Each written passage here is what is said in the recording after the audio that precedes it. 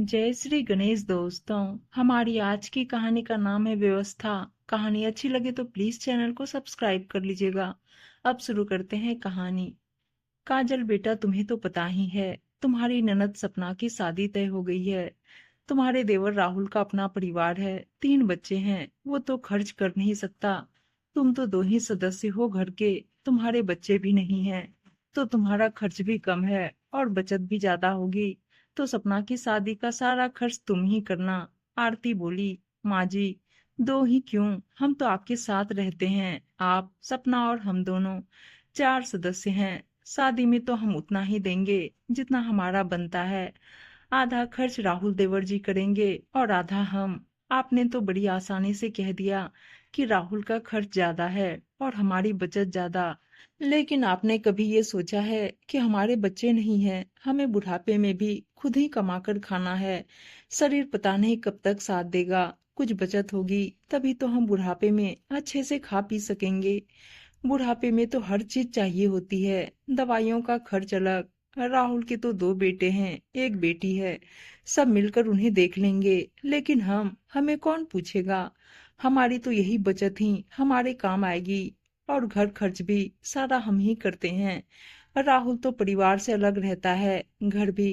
केतन काजल का पति का ही था। राहुल अपने पिता के मकान में रहता था, जो सासू माँ ने खुशी से राहुल को दे दिया था। काजल ने फिर भी सासू माँ को मान दिया कि वो उनके साथ रहते हैं। जब बुढ़ापा आएगा तब देखी जाएगी। काजल की सासू माँ बोली, अभी तो तुम्हें खर्च करना ही पड़ेगा, मैं केतन से भी बात करूंगी। काजल बोली, ठीक है, आप बात कर लीजिए, केतन भी उतना ही देंगे जितना हमारा बनता है। उन्हें भी पता है जो उनकी जिम्मेदारी है, लेकिन जिम्मेदारी दोनों भाइयों की है। आप राहुल को क्यों नहीं कहती, वो दोनों पति पत्नी नौकरी करते हैं, हमारी तो एक ही कमाई है। हम अपनी जिम्मेदारी जरूर निभाएंगे, लेकिन राहुल को भी अपनी जिम्मेदारी निभानी होगी।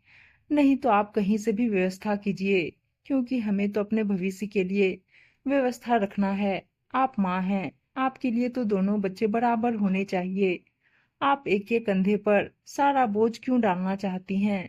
एक तो शादी के 15 साल तक हम संतान सुख से वंचित हैं। आपने बच्चा भी गोद नहीं लेने दिया और हमारी बचत भी आप खर्च करवाना चाहती हैं। बस अब और नहीं। आपको तो हमारे दुख से कुछ लेना देना नहीं, सिर्फ हमारी बचत दिख रही है। अपना फर्ज हम जरूर निभाएंगे। राहुल को भी उसका फर्ज निभाने को कहिए।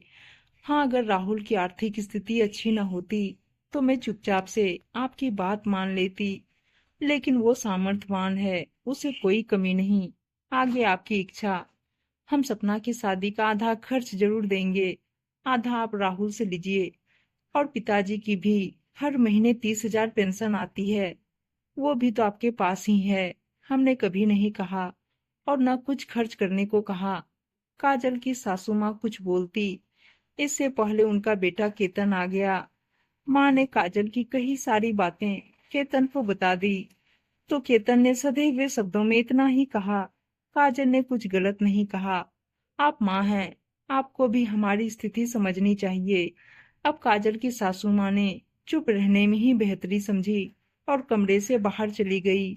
उम्मीद है दोस्तों कहानी अच्छी लगी होगी, और अच्छी अच्छी कहानियां सुनने के लिए चैनल को सब्सक्राइब और वीडियो को लाइक शेयर जरूर कर दीजिएगा। धन्यवाद दोस्तों।